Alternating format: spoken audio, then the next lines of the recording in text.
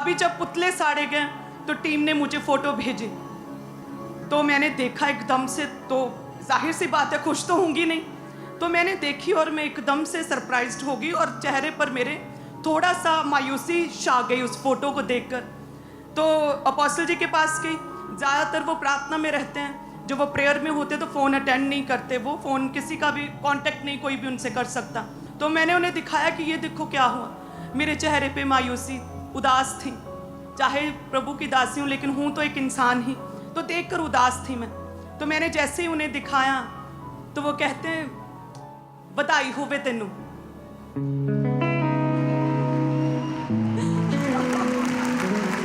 Hallelujah. कहते तेनू बधाई होवे। एकदम से मैं पूरी तरह से हिल गई अंदर से कि क्या कहते कि इट मीन्स कि तुम कुछ शैतान का उखाड़ रही हो यदि तुम्हारा विरोध हो रहा है। इट मीन्स कि तुम कुछ तो कर रही हो परमेश्वर के राज्य के लिए। जिन्होंने कॉम्प्रोमाइज कर लिया शैतान के साथ, सेम बोली बोलते, वो पखंड कहते, वो भी पखंड कहते हैं, वो भी सवाल उठाते हैं अनॉइंटेड लोगों पर, वो भी, उनके साथ थोड़ी शैतान कुछ करेगा, वो तो उनके अपने से ही है। उन्हीं का विरोध होगा जो शैतान के राज्य को उखाड़ रहा है, कुछ कर रहा है। तेनू बधाई होवे। हालेलुया। तो एकदम से जो मेरा चेहरा उदास था, मेरे चेहरे पे हंसी आ गई और वो हंसी बंद नहीं हो रही थी बहुत देर तक। हालेलुया। और मैं हंसी जावा बस के ए तू ही की कह दिता। इस पॉइंट ऑफ व्यू तो तक कोई सोच भी नहीं सकता कि इतना भी हो सकती है, इस चीज़ को इस नज़रिए तो भी देखा जा सकता। वचन कहता है ना कि मन के जो अच्छे मन से क्या निकलता, अच्छी बातें ही निकलती हैं, मन के बुरे भंडार से केवल बुरी बातें ही निकलती हैं।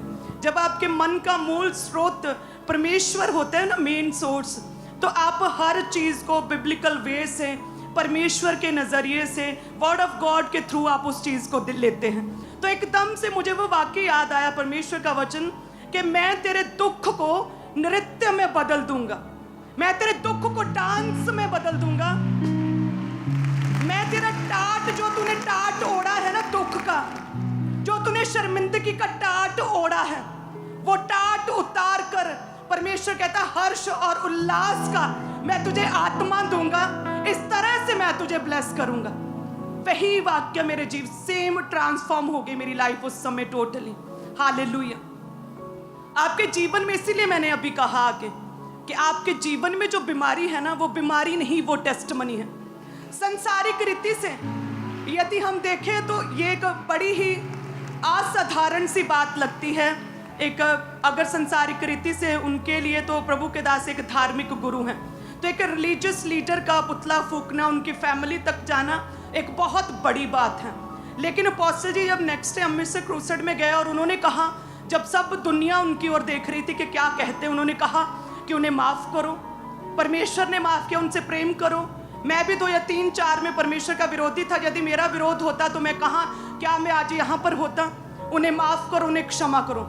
आप नहीं जानते कितने अविश्वासी लोग, अन्य जाति लोग, सोशली सामाजिक रीति से जो बहुत इन्फ्लुएंस रखते हैं, उन तक जब अपोस्टल जी की स्टेटमेंट पहुंची, जिन्हें बाइबल का नहीं पता, उन्हें परमेश्वर के विषय में नहीं पता, उन्हें नहीं पता था वचन क्या कहता है, वो उन्होंने बुलाया, कांटेक्ट करना शुरू किया कि आपके परिवार तक लोग चले गए, आपका पुतला फूका गया एक धर्म गुरु का, उनके अकॉर्डिंग।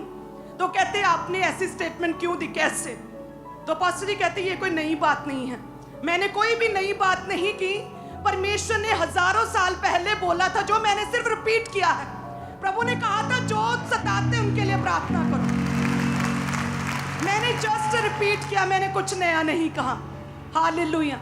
आज लोग कांटेक्ट करते हैं कि हमने बाइबल नहीं कभी पढ़ी थी, हम कभी चर्च नहीं गए थे, हमने सिर्फ अपोस्टल जी का नाम सुना था, अंकुर नरूला करके कोई जन है जो कि क्रिश्चियन रिलीजियस लीडर है, हमने कभी नहीं सुना था।